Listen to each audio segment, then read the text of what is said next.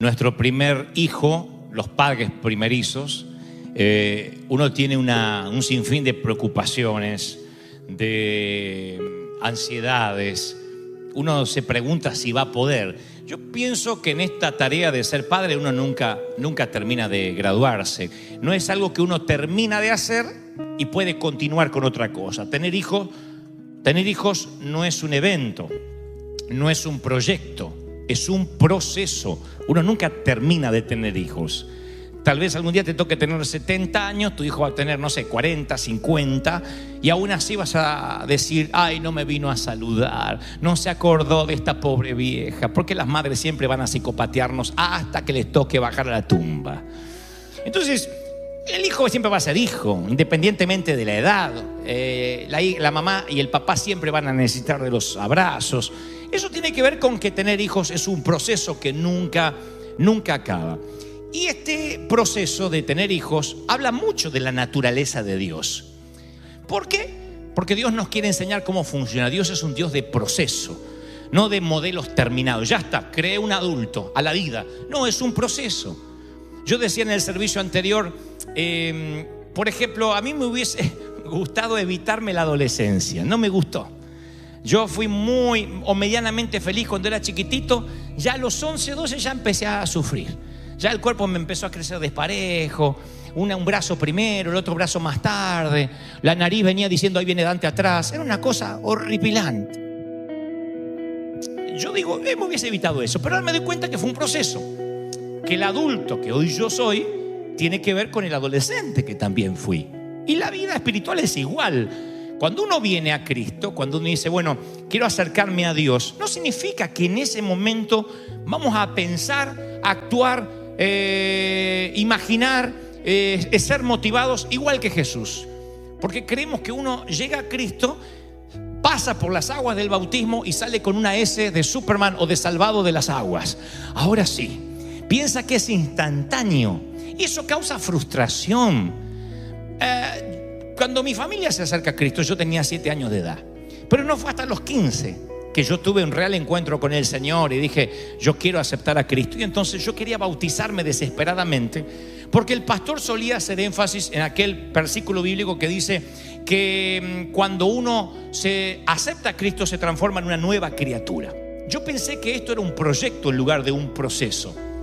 Entonces yo decía: bueno, si yo me bautizo rápido, todo lo mundano, todas las cosas malas de mí se van a ir. Nunca voy a andar mirando más muchachas guapas. Yo tenía 15 años, antes que piensen mal. Entonces yo digo, se me va a ir la lujuria de los ojos, se me va a ir todo lo que yo tengo, toda la hombría se va a ir, y voy a aguantar hasta el día que me case, porque me va a agarrar me van a poner una aureola acá hasta que Cristo venga. Así que le digo: pastor, apúrese para bautizarme, apúrese. Y me bautizó. Y yo cuando salí dije: estoy hecho una nueva criatura, ahora sí estoy bautizado. 24 horas de bautizado tenía. Cuando pasa una emisaria del infierno así por al lado mío,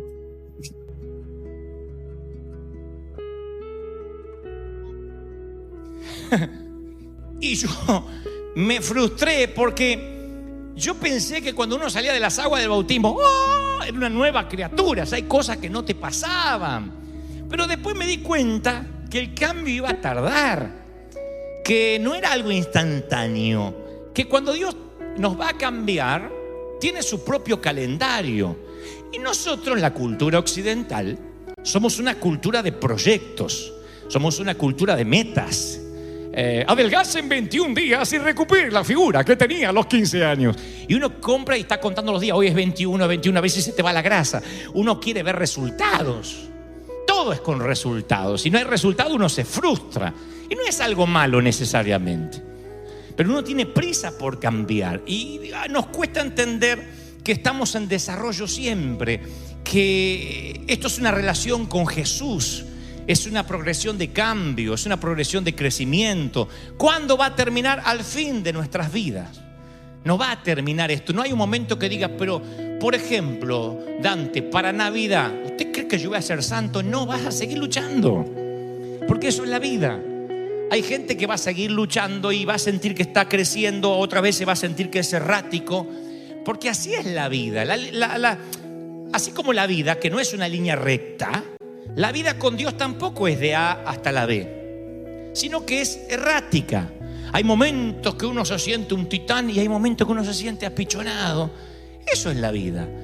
Hay de los que en este momento están aquí y dicen, sabes, yo no soy feliz, no estoy bien con las decisiones que he tomado. Otros dicen, yo siento que un hábito me domina y me da bronca que me domine. Y yo estoy viniendo a la iglesia y me siento un fraude, un embustero. Siento que no estoy cambiando. Y es porque hay un subconsciente que nos dice que el Señor nos salva, muere en nosotros en la cruz, paga el down payment, el primer pago, y las cuotas las vamos pagando nosotros. Como que el Señor dice, yo te salvé, pero después intentás perfeccionarte, intenta ser mejor todos los días, y uno intenta y no puede, y se frustra porque sabe que no lo está logrando. Y vamos a ser honestos, todo el mundo queremos cambiar. El cambio es inevitable, el cambio es ineludible. El tema es que la mayoría no cambiamos hasta que no estamos obligados a hacerlo. Hasta que el médico no te pone entre la espada y la pared, no cambias. Si usted no sale a caminar, se muere. Y ahí algunos salen a caminar. Otros no cambian su manera de administrar el dinero hasta que se endeudan, van a collection, les llega la carta del banco que le van a quitar la casa. Y entonces dice, tengo que cambiar, me tengo que administrar mejor. No debimos haber ido a Hawái. No teníamos que haber ido de vacaciones, vieja. ¿Viste? Compramos un auto que no podemos pagar. Lo piensan después que se meten en el lío. Y entonces tienen que cambiar, tenemos que cambiar, presentar quiebra, reorganizar las finanzas, no sé, hacer un montón de cosas que debieron haber hecho antes. Pero ¿para qué esperar el infortunio? ¿Para qué esperar que te pase una crisis? Eso se llama aprender por las malas. Eso es un patrón universal humano. Aprendemos por las malas y no cambiamos. Pero el cambio es bueno, el cambio es necesario, el cambio es inevitable. Pero esta es la pregunta del millón de la mañana, y présteme mucha atención. ¿Para qué queremos cambiar? Le pregunto a los que tienen a Cristo en el corazón, los que se consideran cristianos, ¿para qué queremos cambiar? No tienes que responderme, pero yo sé que a tu mente lo primero que viene es, bueno, yo quiero cambiar para agradarle al Señor. Esa es la respuesta evangélica. Yo quiero agradar para agradarle a Él. Por eso quiero cambiar. O sea que no le agradas. Te salvó de lástima. Dijo, me sobra un poco de sangre, voy a morir por este desgraciado. No me agrada, pero a lo mejor va cambiando. Y Dios dice, no, yo ya sabía cómo eras y sabía en lo que me metía cuando te perdoné. Yo sé que eres imperfecto, no calificas, y así te amo. Así eres, eso eres. Pero uno empieza a meterse en el estrés, yo tengo que agradar a Dios. Y pensamos, para ir a la iglesia yo tengo que ser una persona que ora. Para si diezmo más, si ofrendo más, si me congrego más, si ayudo más a los pobres, Dios me amará más. Y eso es una bobería. Dios no te va a amar más de lo que ya te ama. Dios no te va a perdonar más de lo que ya te perdonó. Dios te ama tal y como eres. Tú dices, ¿de verdad? Y si tienes dudas, mira al que está al lado, a ese también lo ama. Con esa cara lo ama. Ahora imaginen que Cristo muere por nuestro pecado para que después tú, como si fuera un libro de autoayuda, intentes agradar a Dios. Entonces decimos, bueno, ahora ya soy cristiano, ahora tengo que vivir en santidad. Y llegan los pastores y nos dicen, ahora usted no ande en pecado, no se anda acostando con cualquiera, no ande mirando. Los jóvenes andan, oh Señor, porque como se viste en la mujer ahora tienen que estar mirando así, Señor. No sé si tienen memoria, si alguna vez fueron al zoológico, ¿habrán visto los monos cuando se despiojan? Los monos hacen esto, así, y se lo... Dice, ay, qué higiénicos que son. Ahora, yo me congregué en iglesia donde empezaba el servicio y decía, a ver, busque el piojo ajeno. Y estaban todos, me parece que está en pecado. Sí, o también, usted no está orando y usted tampoco. Ay, mira la falda que usa esta. Entonces nos despiojábamos el uno al otro. Íbamos a la iglesia para despiojarnos. Y el que estaba acá arriba decía, a ver los piojosos. Vamos a limpiarnos ahora. Aquel está divorciado, aquel se está por divorciar. Tiene problemas con el hijo. Y buscábamos los bichitos el uno al otro. Yo me acuerdo que eso pasaba en el sur, pero es horrible cuando pasa en una iglesia. Cuando creemos que venimos a la iglesia para ver el error ajeno o pasarnos la vida para ver nuestro propio error. Uno se pasa la vida tratando de ver los errores, diciendo tengo que ser mejor para que Dios me ame, pero eso nunca va a ocurrir en este planeta. Nosotros creemos que si somos más limpios, Dios nos podrá usar más. Decimos, yo voy a ser más eficaz si me quito esto de encima. Y yo quiero que aunque pasen los años, no te olvides lo que te voy a decir ahora. Deja que Dios haga contigo lo que quiera hacer, sin importar en qué parte del proceso te encuentres. ¿Me oíste? Si esperas ser perfecto para ayudar a alguien, para bendecir a alguien, te vas a pasar la vida y los piojos no se van a terminar de salir nunca. Cada vez que te veas al espejo te vas a ver piojo. El hermano va a ver tus piojos y nunca vas a ser perfecto. ¿Cómo hacemos para que alcance la perfección y a partir de ahí sirvas a los demás? Eso sería como decir, a ver, buscamos matrimonios perfectos para que puedan aconsejar a las parejas que están en problemas, pero si no tienen perfección, no pueden aconsejar. ¿Quién aconsejaría? Nadie. Qué linda la hermana que es honesta. No somos perfectos, así que tienes que permitir que Dios te use, y no importa en qué parte del proceso te encuentres, si no, nunca haces nada. Y eso no te aleja de Dios. Dios te ama tal y como eres. No te lo olvides nunca. Así. ¿Sí? Así te ama. Así tal cual. Entonces, claro, yo había escuchado que de modo que si alguno está en Cristo, nueva criatura es.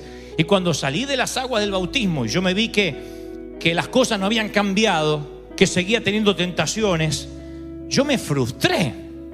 Y tal vez te pasó lo mismo. Leíste, por ejemplo, en Efesios 5 que hay que amar a tu esposa como Cristo amó a la iglesia. Dice, oh, Dios me tocó, voy a amar a mi esposa. Y esto lo voy a decir finamente para que nadie se sienta aludido. Casualmente tu esposa no es una mala mujer, pero le pegó un rayo en una tormenta eléctrica después de casado. Y a veces tiene otro cortocircuito. No para un divorcio, pero sí para que te pegue un buen patadón. Y tú vienes a la iglesia y dice que hay que amar a la esposa como Cristo amó a la iglesia, y vas con un ramo de flores y ese día ni mira las flores. Tu esposa está con la cara transformada y te das cuenta que por tener a Cristo no haces el amor lujuriosamente arriba de la cocina con la palabra de Dios ahí iluminándote desde la nevera. No. Sigues con la vida real y con la esposa electrocutada. Y te frustras. Es que yo no tengo un matrimonio en Cristo. ¿Por qué sigo teniendo problemas? Si vamos a la iglesia, ¿por qué seguimos discutiendo? Te frustras. Dices, para mí que falló el bautismo. El agua no estaba tan limpia. Agarré los pecados del gordo anterior.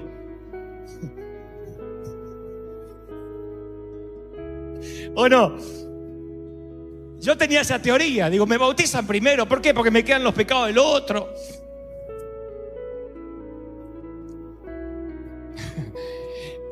Alguien te hizo, otro ejemplo, alguien te hizo daño una vez, ¿no? Y escuchas en la iglesia que tienes que perdonar. Que cuando no perdonas en realidad eres el guardia de una prisión. Entonces un día dice, me voy a liberar a pesar de la fregada que me hizo lo voy a perdonar porque tengo que ser libre. Tú lo perdonas, dices, qué bueno, estoy creciendo. Y un día te enteras que ese que te hizo la cosa fea le empieza a ir bien. La green card le llega al desgraciado.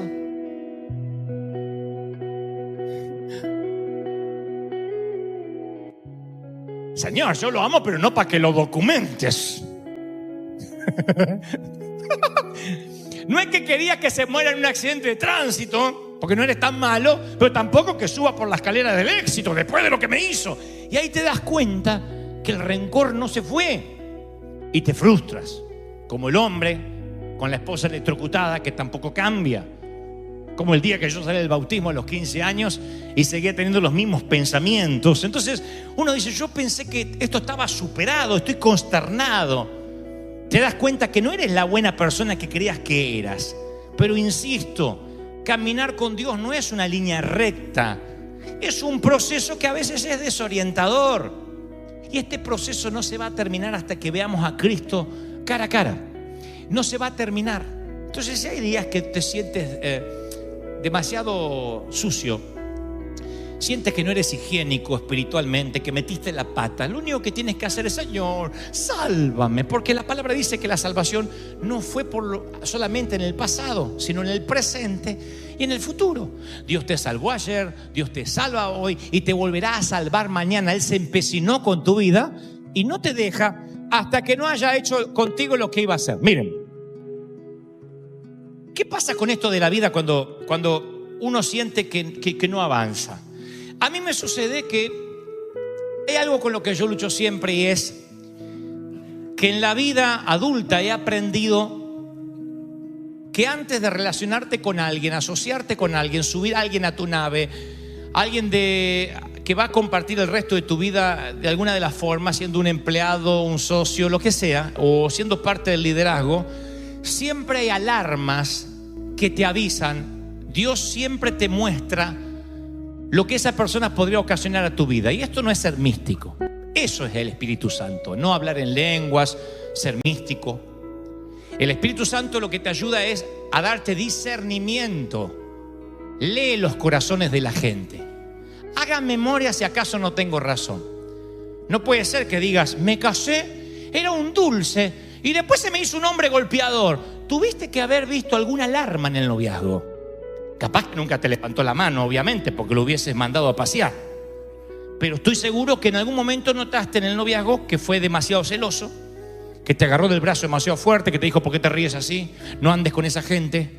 Tuvo que haber alguna alarma. Traza la línea de puntos hacia atrás y te vas a dar cuenta que Dios ya te había avisado y te había dicho: danger, danger, danger, danger.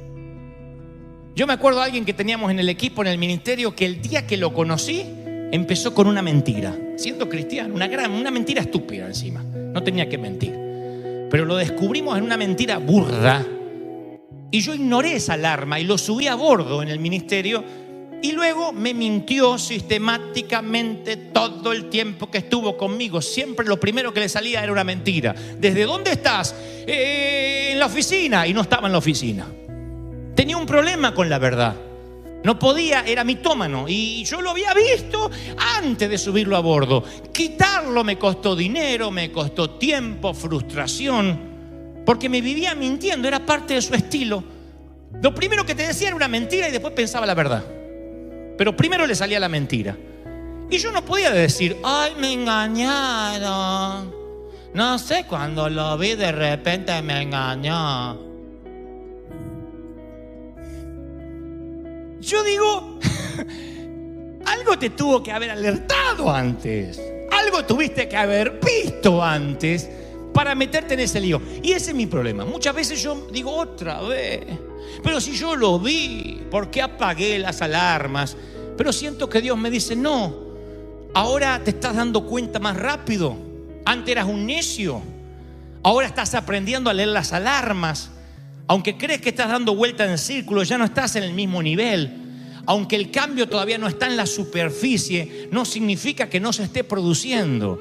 Y esta es la palabra que te voy a regalar. Aunque sientas que tu vida es igual, que sigues tropezando con la misma piedra, de verdad, te digo de parte de Dios que me envía que te diga esto: tranquilo, estás en proceso y ya no vas a sufrir tanto como la primera vez. Tu umbral de resistencia es mayor. Alguien tiene que decir amén si lo cree. Tu umbral es mayor. Entonces voy a culminar con esto. Hay un mantra popular que nos dice: termina lo que empiezas. Y ahí es cuando uno se frustra. Es que quiero ser más perfecto. Tú no vas a terminar lo que empezaste, porque primero que esto no lo empezaste tú, lo empezó el Señor. La Biblia dice que Él envió a su Hijo cuando todavía eras pecador y murió por ti. Entonces tú no puedes terminar lo que no empezaste. El Señor lo va a terminar. No te frustres. No te estoy diciendo: bueno, vive una vida liberal y no importa. Lo que digo es: por favor, nunca creas que está en tela de juicio lo que Dios te ama. Él te ama. Escuchen, jóvenes, Él los ama. Así, con esas hormonas en ebullición, con esos pensamientos. Dios te ama tal y como eres. No tienes que cambiar para que Él te ame, pero tienes que entender que va a haber cambio. El cambio duele, pero es un proceso. Vas a sentir que estás en círculo, pero eso es la vida. Nadie dice: ya aprendí, no me equivoco más. Ojalá, ese es el principio de la sabiduría. Pero la vida es aprender. Y la vida es que somos gente imperfecta, gente rota, en un hospital, en proceso de cambio. Estamos rotos. Así llegamos y así nos ama el Señor. Y Pablo dice, de la manera que recibieron a Cristo Jesús, vivan ahora en Él. La religión nos dice, vivan para Él. Y la Biblia no dice que vivas para Él. Ahora que eres cristiano, vive para Él. Sé perfecto, sé santo. No, vive en Él. No es un mandato, es una invitación. Si conoces a Jesús, tienes el privilegio de vivir en Él. ¿Cómo vives en Él? Diciendo, Señor, este soy. Llegas a la noche, metiste la pata y dile, Señor, te pido que me salves, te pido que me perdones. La sangre de Cristo no coaguló, no se secó, sigue siendo fresca para perdonarte todavía y está disponible. Alguien tiene que celebrar con felicidad. Por eso Pablo dice, confirmados en la fe, llenos de gratitud. ¿Cómo vas a estar agradecido si estás frustrado porque no eres santo ni eres puro? Llenos de gratitud. Que estés luchando no significa que estés distante de Dios. Esto no es un destino, esto es un viaje por Dios. Lo que hubiese pagado porque alguien me lo hubiese dicho cuando yo era un muchacho. Lo que hubiese dado porque el pastor me dijera, Dante, así imperfecto como eres, Dios te amó. Estoy seguro que habría aceptado el cambio y los procesos. Pero siempre me sentí indigno, ¿saben? Siempre. Pero de pronto entiendo de que lo que el Señor me dice es que siga caminando, que dé otra vuelta. Si tú dices, sabes, ahora que lo mencionas, yo me siento frustrado. La palabra que tengo de parte de Dios es que sigas caminando, que sigas dando otra vuelta. En la película de Robert Zemeckis, Castaway o Náufrago, interpretado por Tom Hanks, está ahí perdido en la isla solo. Y él, cuando logra recuperar su libertad, porque construye una suerte de bote y sale una balsa y sale de la isla, le dice a su amigo, ¿sabes? Cuando estaba en la isla pensé que me iba a morir. Y luego una mañana la marea trajo una suerte de vela y salí de ese sitio. Y aquí estoy en Memphis, otra vez respirando. Y cuando estaba en esa isla solo tenía una premisa, sabía que tenía que seguir respirando. No sé por qué, pero supe que tenía que seguir respirando y mantenerme con vida. Y esa es la misma palabra que Dios te dice esta mañana. Tú dices, sabes, está terminando agosto y no me siento mejor persona que lo que era en enero. No soy mejor persona que hace un año atrás. Dios me dice que te diga, da otra vuelta más. Continúa respirando, mantente vivo, que es lo único que tienes que hacer. El proceso, el cambio tiene que ver con Dios. Él te va a fortalecer y la gracia que te trajo a la salvación es la que te va a mantener hasta el día en que te toque partir.